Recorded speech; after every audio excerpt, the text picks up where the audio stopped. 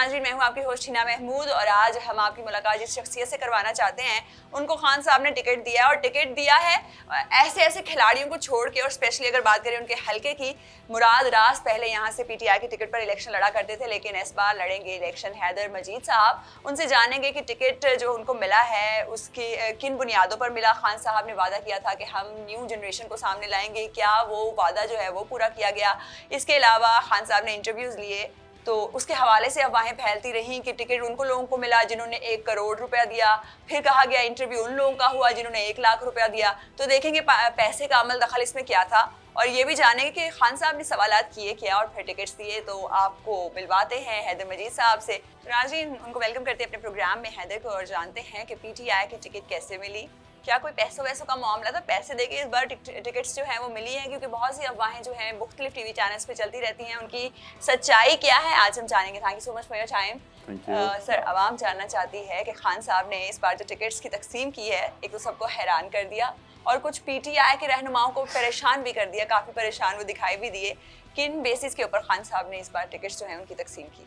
देखिए, मैं समझता हूँ कि खान साहब ने जो इस दफ़ा टिकट्स दिए हैं, खान साहब का बेसिक एक वादा था इस अवाम के साथ जो पिछले वो 20 साल से 25 साल से करते आ रहे थे कि मैं इस पाकिस्तानी कौम को नई लीडरशिप दूंगा, मैं नौजवानों को आगे लेके आऊँगा।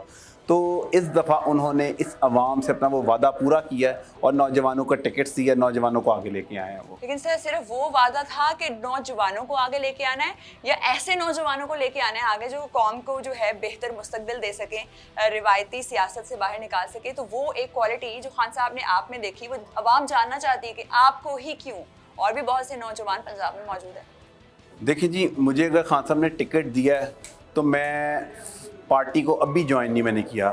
मेरी एक बैकग्राउंड है, मेरी एक वर्किंग है, पाकिस्तान तहरीक इंसाफ के साथ एक एफिलिएशन है। मैं 2007 में मैंने ISF इंसाफ स्टूडेंट फेडरेशन को ज्वाइन किया था।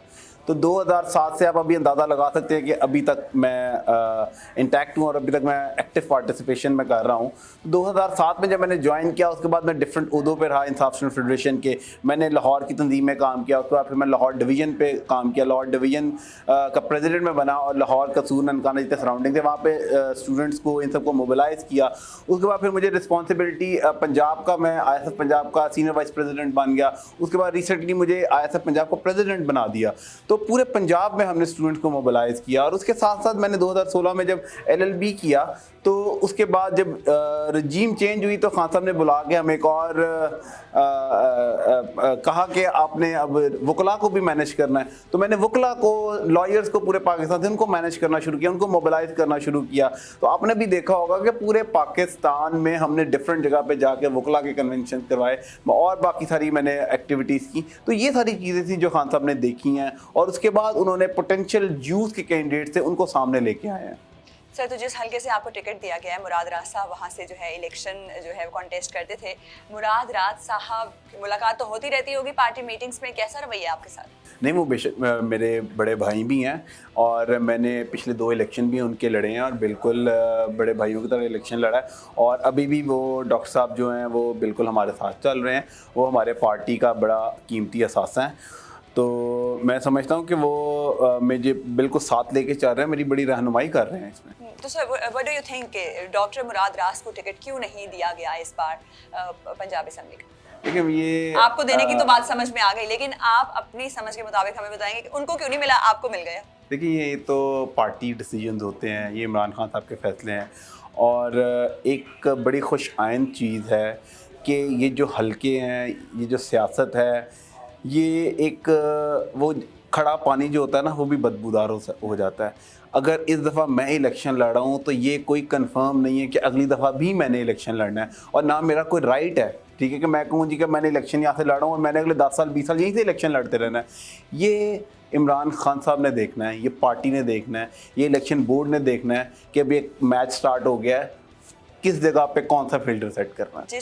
जिसे आवाम चाहेगी, चाहे वो जितने सालों से भी इलेक्शन लड़ रहा हो, जो अच्छा काम करेगा वही इलेक्ट होगा और उसी को टिकट दिया जाएगा। बिल्कुल ये कहिएगा कि आवाम जो है वो ये भी जानना चाहती है कि कुछ लोग जो है ये अफवाहें उड़ा रहे थे कि 1 करोड़ में एक पार्टी का एक टिकट जो है वो सेल आउट हुआ है। आप देखते हैं डिफरेंट टीवी चैनल्स का एजेंडा डिफरेंट है, तो क्या सीन था? कोई पैसे शैसे चले पीटीआई की टिकटिंग में भी, या कोई फंड्स की कोई नाम दिया किसी भी तरह से, फंड्स की सूरत में पार्टी के, या किसी भी सूरत में कहीं पैसों का अमल दखल है? देखिए, मैं आपको ना आपको और बल्कि जो सारे देख रहे हैं अवाम, मैं आपको एक बेसिक प्रोसीजर बताता हूँ कि टिकट का बेसिक प्रोसीजर इस दफ़ा क्या था।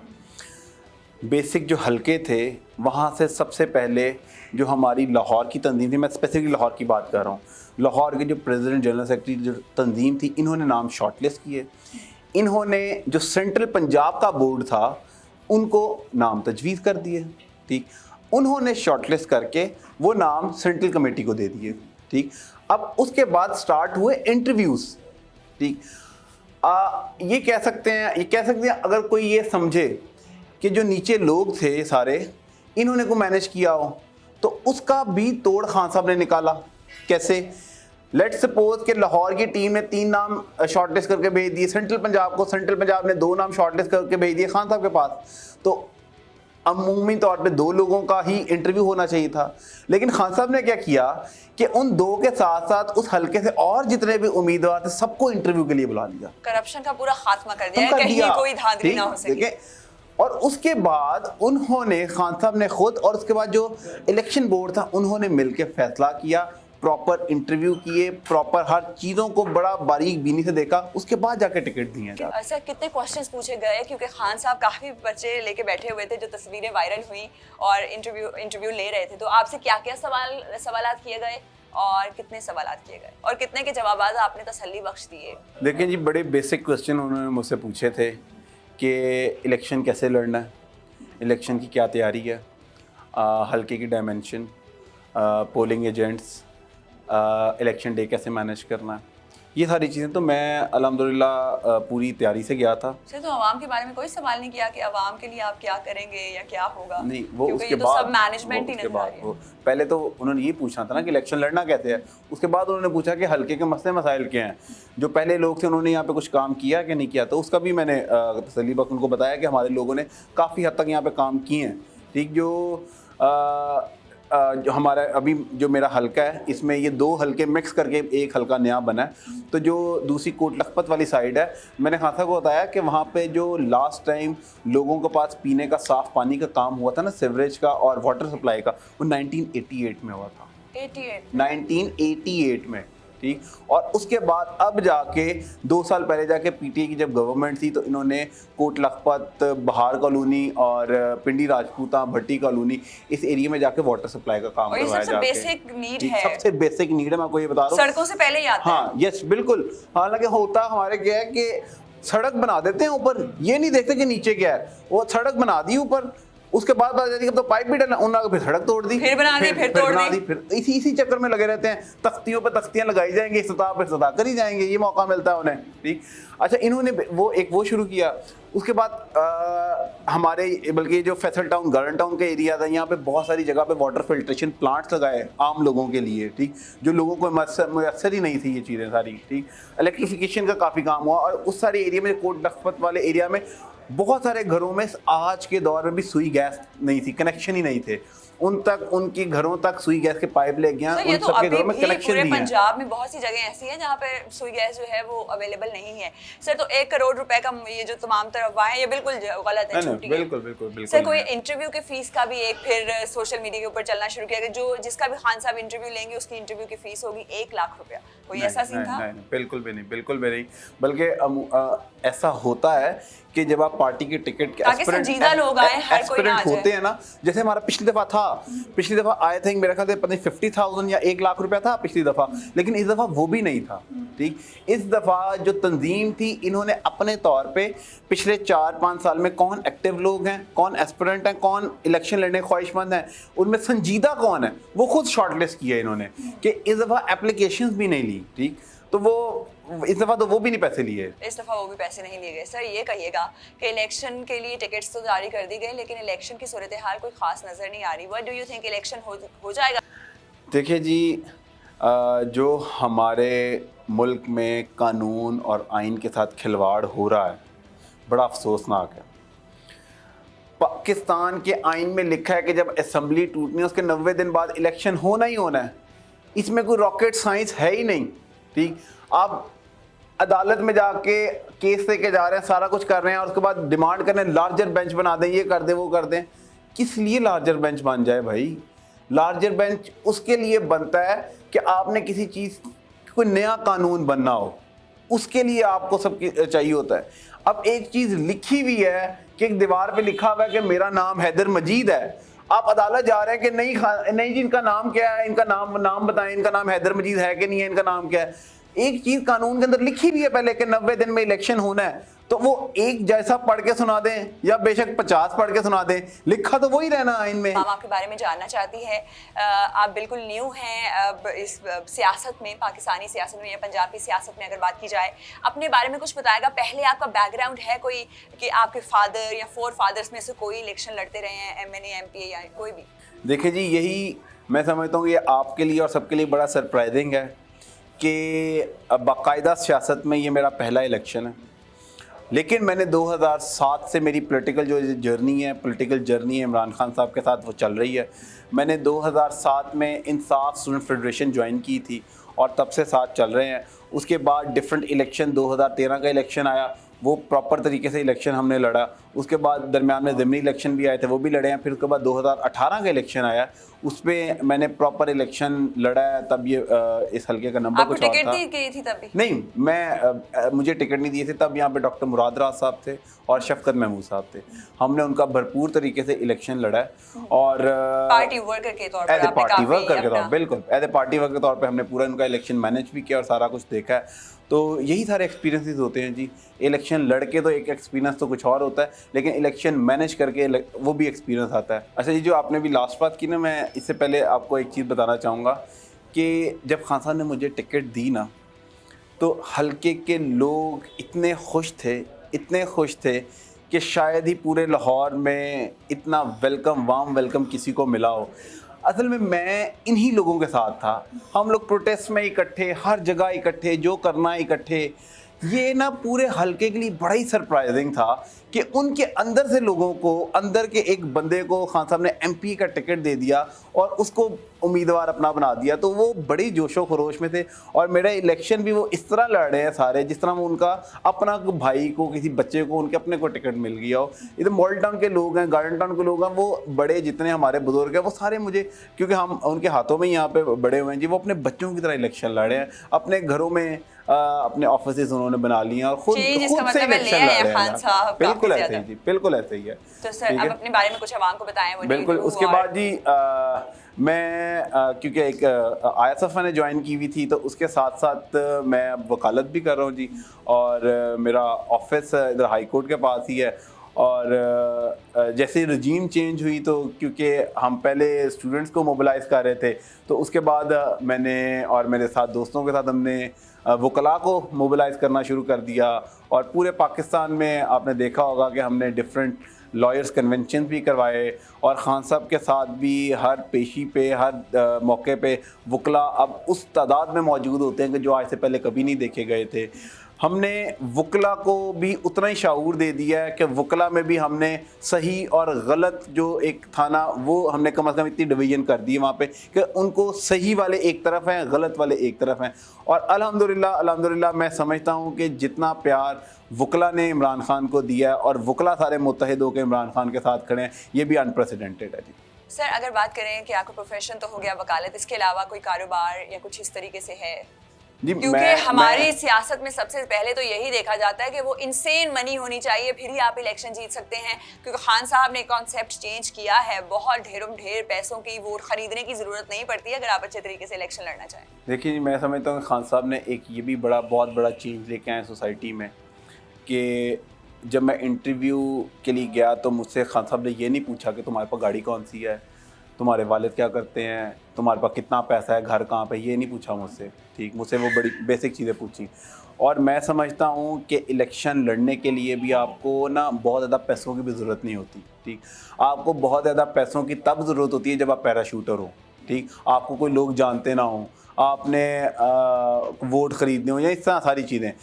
तो खान साहब ने अगर मुझे टिकट दिया ना, तो मैं क्या का वर्कर हूँ, ये सारे लोग मेरा इलेक्शन लड़ रहे हैं। ठीक, कोई पैसों की ज़रूरत नहीं है। ठीक, आपने ना तो ये जो पॉलिटिक्स है ये बिज़नेस है कि आपने यहाँ पे इन्वेस्ट करने और यहाँ से निकालने हैं। हमने लोगों की खिदमत करनी है जी। ठीक, हमने लोगों के घरों में जाना है। ठीक, पैसे लगते किस तरह हैं, आप बहुत ज़्यादा ब्रांडिंग कर रहे हैं, बहुत बड़े बड़े जलसे कर रहे हैं, लोगों को खाने खिला रहे हैं, ये कर रहे हैं। मेरा वो ऐसा सिस्टम ही नहीं है मेरा। ठीक, मैं लोगों को अपने पास बुलाने के बजाय मैं खुद उनके पास जा रहा हूँ, अपना पैम्फलेट लेके हर घर में जा रहा हूँ, दरवाज़ा नॉक करके उनको बता रहा हूँ। सारे जानते हैं मुझे, मैं उनको बता रहा हूँ कि मैं आपका बच्चा हूँ, आपका भाई हूँ, आया हूँ, ये मेरा पैम्फलेट है, हमने ये आगे करना है। उनके मसले मसाइलों का मुझे पता है, क्योंकि वही सारे मसले मसाइल मैं खुद भी फेस करता हूँ। ठीक, मैं उनको पता है कि ये अगर खुद ये मसले मसाइल फेस कर रहा है तो ये हमारे लिए तो करेगा, अपने लिए भी वो मसले दूर करेगा। वो तभी हो सकता है जब आम लोगों में से इंसान सामने आएगा। अगर कोई ऐसे आएगा इंसेन मनी जिसके पास है, जैसे कि बहुत से हमारे पॉलिटिशियंस हैं, उनको खुद नहीं पता कि उनके पास कितने पैसे हैं, तो वो कभी आम इंसान की प्रॉब्लम्स को नहीं समझ सकते। तो सर पहले 3 काम, अगर आप आगे जाके इलेक्ट हो जाते हैं तो पहले 3 काम आप अपने अवाम के लिए करेंगे क्या? देखिए जी, अभी काफ़ी हद तक तो वाटर सप्लाई का काम कोट लखपत वाले एरिया में हो गया हुआ है। अभी भी कुछ एरिया जहाँ पे रहता है, जो इन्होंने जब से ये केयर टेकर गवर्नमेंट आई है, बल्कि केयर टेकर गवर्नमेंट तो नहीं, मैं समझता हूँ ये नून लीग की बी टीम है जो पॉलिटिकल मोटिव्स के साथ आई हुई है। इन्होंने आके जितनी जो काम चल रहे थे, इन्होंने आके वो सारे लोगों के जो फलाह के काम थे वो रोक दिए हैं, रोड्स के काम रोक दिए हैं, सेवरेजेस के काम रोक दिए हैं। ठीक, और बजाय इसके कि चले लेट सपोज आपने रोकने भी हैं, तो ये एक लेवल प्लेइंग फील्ड ये होना चाहिए कि आप सबके काम रोकें। फिर आप कहें जी अब इलेक्शन स्टार्ट हो गया जी, अब इलेक्शन कैंपेन चल रही, काम सारे रुक गए हैं। ठीक, हालांकि रोकने नहीं चाहिए। आपने सिर्फ पीटीआई के एमपीज एमएनएस के काम रोक दिए हैं और नून लीग के और बाकी लोगों के काम उसी तरह चल रहे हैं और उनसे ज़्यादा चल रहे हैं आप। ठीक है, तो ये एक बड़ा गलत जो ये कर रहे हैं ना इस टाइम। मैं समझता हूँ कि सबसे जो बेसिक काम है हमारे लोगों के पास, ये लाहौर का बड़ा पोश हल्का है। ठीक, लेकिन यहाँ पे भी लोगों के पास साफ़ पानी नहीं है। हमारे मुल्क को 75 साल हो गए हैं, लेकिन अभी भी लोगों के पास साफ़ पानी नहीं है। एक सबसे पहले उनको वो देना है। और मैं समझता हूँ कि अगर मुझे खान साहब ने टिकट दी है तो मेरे हलके में इस टाइम 39,000 ऐसा वोटर है, ऐसा नौजवान लड़के लड़कियां जिनकी एज 18 से 23 के दरमियान है। ठीक, मैं उनकी रिस्पॉन्सिबिलिटी मेरे पे बहुत ज़्यादा है। ठीक, उन्होंने अभी इस माशरे की शक्ल देखनी है, इस माशरे में जाना है उन्होंने। ठीक है, उनके लिए सबसे पहले इस पूरे इलाके में जो कोट लखपत वाला एरिया है, कोई फिज़िकल एक्टिविटीज़ की कोई जगह ही नहीं है। ठीक, उस पूरे कोट लखपत में सिर्फ 3 ग्राउंड्स हैं। एक का नाम डूंगी ग्राउंड, उसे कहते हैं, वो क्यू ब्लॉक एस ब्लॉक में आता है। उसके अलावा अब एक एच ब्लॉक में ग्राउंड है तो वो अवाम का ग्राउंड। ठीक, लेकिन वहाँ पे हुआ क्या हुआ है, उसके सामने बिल्कुल 180H नून लीग हमजा शहबाज का ऑफिस, उन्होंने उस ग्राउंड के इर्द गिर्द सरकारी पैसों से जंगले लगा के उसको बंद कर दिया है और वहाँ पे अब इनकी गाड़ियों की पार्किंग होती है। ये अवाम का ग्राउंड है। ठीक, वहाँ पे बच्चों ने जाके खेलना है जाके। ठीक, वहाँ पे इन्होंने अपनी पार्किंग बना लिया, उसको उस पे इन्होंने कब्जा कर लिया। वो अवाम को मिल जाएगा अगर आप एमपी बन जाते हैं इंशाल्लाह। बिल्कुल बिल्कुल, 1,00,000 वोटर है वहाँ का। ठीक है, उनके पास सिर्फ 3 ग्राउंड है, जिनमें से भी 2 एक पे इन्होंने कब्जा किया हुआ है। ठीक है, इंशाल्लाह वो तो करने ही करने हैं। उसके अलावा वहाँ पे कम्युनिटी सेंटर्स कम से कम होने चाहिए। ठीक, जहाँ पे जाके लड़के जाके कोई फिज़िकल एक्टिविटी करे। अगर वो फिज़िकल एक्टिविटी नहीं करेंगे, आप उनको जॉब नहीं दे रहे, आपने मुल्क की इकॉनमी का बेड़ा गर्क कर दिया है। आप उनको यूनिवर्सिटियों से डिग्रियाँ तो दी जा रहे हैं, लेकिन उनको आप यही नहीं बता रहे कि आगे उन्होंने जाके करना क्या है, उनकी करियर काउंसलिंग ही नहीं कर रहे हैं, तो जाहिर सी बात उन्होंने जाके नशे ही करने हैं ना। क्या Awareness करें, फैलाएंगे। यही करेंगे ना वो, ठीक है। यहाँ पे बहुत से लोग अभी भी ये कर रहे हैं, वहाँ पे नौजवान इस पे लगे हैं। यहाँ पे रिहेबिलिटेशन सेंटर होने चाहिए, ठीक, यहाँ पे इनको साफ़ पानी इनको मिलना चाहिए, यहाँ पे उसके बाद इन्हें ये कम्युनिटी सेंटर्स होने चाहिए, ठीक है। ये बड़े ज़रूरी यहाँ पे काम है और ये वो उन लोगों के चीज़ें हैं लिए। जो पहले कभी किसी सियासतदान ने जो है, जैसे कि आपने बहुत अच्छे तरीके से इसको वाजे कर दिया कि अवाम की सोच बदलेगी तभी पाकिस्तान बदलेगा। सर ये कहिएगा कि जैसे कि बहुत ज़्यादा कोशिश की जा रही है खान साहब को आउट करने की PTI से, अगर हम सपोज कर लें कि खान साहब को आउट कर भी दिया जाए किसी तरीके से, कानूनी गैर कानूनी, अगर खान साहब की बहन या कोई और जिनको वो नामजद कर दे, तो PTI का वोट बैंक बढ़ेगा या कम होगा? देखिए जी, नहीं समझता कि खान साहब को कोई इनमें इतना कोई है जो खान साहब को आउट कर सके। उन पे 128 FIR उन पे इन्होंने कर दी हैं। पूरी पाकिस्तान की ताकतें, गैर मुल्की ताकतें उस बंदे के पीछे पड़ी हुई हैं। वो अल्लाह ताला पे यकीन करके इस अवाम के लिए सारा कुछ कर रहा है, वो फिर नहीं इनसे डरा। मैं समझता हूँ कि खान साहब इस मुल्क की तकदीर बदलने का ही वाहिद ऑप्शन है। इस पाकिस्तान के नौजवानों की उम्मीद है और खान साहब ही अगले वज़ीर आज़म होंगे। सर हम पूछना ये चाह रहे हैं असल में कि क्योंकि खान साहब के खिलाफ जो भी कार्रवाई की गई, PDM ने जो भी हथकंडे अपनाए, वो उनकी अपनी ही जैसी शोहरत बढ़ती गई वो हम सब जानते हैं, अपने लिए नुकसान जो है नुकसानदेह साबित हुए। तो अगर ये भी कर लिया जाता है तो ज़्यादा नुकसान तो फिर PDM को होगा कि लोग जो है वो ज़्यादा इमोशनल हो जाएंगे। व्हाट डू यू थिंक, उनके इस इकदाम से खान साहब को फ़ायदा होगा PTI को या नुकसान? वो अपने लिए फ़ायदा करेंगे या नुकसान? नहीं, देखिए जी, इस टाइम इमरान खान उनके लिए नागुज़ीर हो चुका है, ठीक। वो हर हद तक जा रहे हैं। आपने देखा कि ज़मान पाक में किस लेवल का इन्होंने आके ऑपरेशन किया, लेकिन वहाँ पे हम सब नौजवान, आपने देखा हो किस तरह इनकी फस्तायत का हमने मुकाबला किया वहाँ पे, ठीक। इसी तरह मैं समझता हूँ कि जो मर्ज़ी कर लें, जो भी करना चाहते हैं अभी भी और कर लें, इमरान खान पे अल्लाह ताला की रहमत है और वो हमारा लीडर है। सर एंड में आवाम ये जानना चाहेगी कि खान साहब को लोग बहुत ज़्यादा पसंद करते हैं और हर इंसान के अंदर कोई ना कोई ऐसी वजूहत ज़रूर मौजूद होती हैं जिसकी वजह से उसको इतनी मोहब्बत मिलती है आवाम से। खान साहब में बतौर लीडर, बतौर इंसान, एक आप बतौर लीडर ऐसी खूबी बताएंगे जो आपने नोटिस की, और एक as a person, as a human being ऐसी खूबी जो आपने नोटिस की, दो खूबियाँ अपने आवाम को बताएंगे। देखिए जी, मैं समझता हूँ कि लीडर की सबसे पहली क्वालिटी है कि वो दलेर होना चाहिए, मुखलिस होना चाहिए। वो ये दोनों क्वालिटीज़ उसके अंदर हैं। इमरान खान के लिए बड़ा आसान हाल है इस टाइम पे कि वो इस सारा कुछ बचने के लिए बाहर चला जाए, जाके अवाम को बताए जी कि मैं इतनी देर से अपने बच्चों से नहीं मिला, मैं अपने बच्चों से मिलने जा रहा हूँ, लेकिन वो नहीं कर रहा, ठीक है। वो अपनी अवाम के साथ खड़ा है। इन सब की चालों का, इनके तशद्दुद का, इनकी हर चीज़ का वो सामने से मुकाबला कर रहा है, ठीक है। इसलिए वो पाकिस्तान के साथ, पाकिस्तान की अवाम के साथ मुखलिस है, सच्चा लीडर है, हमारा निडर लीडर है। अब सियासत को एक साइड पे निकाल के उनकी as a person, human being के तौर पे खूबी बताएं जो इमरान खान को इमरान खान बनाती है। देखिए, मैं समझता हूँ कि वो जिस तरह हमें ट्रीट करते हैं, जितने भी वर्कर हैं, जितना उनके वर्कर के साथ मोहब्बत खान साहब रखते हैं, सबको वो अपने बच्चों की तरह रखते हैं वहाँ पे। तो ये एक बड़ी उनकी क्वालिटी है लीडर की कि वो शफ़क़त का जो एलिमेंट है ना उनमें, वो बहुत प्यार बहुत ज़रूरी होता है सबको बांधे रखने के लिए। सर आवाम से क्या कहेंगे, बिलखुसूस अपनी हल्के की आवाम से? देखिए जी, मैं उम्मीद करता हूँ कि ये फ़िलहाल आप सब दोस्त जो जितने शऊर में हैं, जिस तरह आप इमरान खान के साथ खड़े हुए हैं, ये भागना चाह रहे हैं। फिर सर एक और सवाल जो आवाम बहुत ज़्यादा जानना चाहती है कि PTI पंजाब में अगर उनकी हुकूमत कायम होती है तो वज़ीर आला किसको बनाएंगे? शाह महमूद कुरैशी साहब जो हैं उनका भी नाम लिया जाता है, फवाद चौधरी का नाम लिया गया लेकिन उनको टिकट नहीं मिला तो वो इस दौर से बाहर हो गए। परवेज़ इलाही साहब, मोनिस इलाही साहब का भी नाम लिया जा रहा है, लेकिन कुछ लोगों का ये कहना है कि मोनिस इलाही को नहीं मिल सकती जब तक परवेज़ इलाही साहब जो हैं वो हयात हैं। व्हाट डू यू थिंक, क्या उस्मान बुज़दार को तो टिकट जो है, जो वज़ीर आला की कुर्सी है, वो थमा दी जाएगी दोबारा से?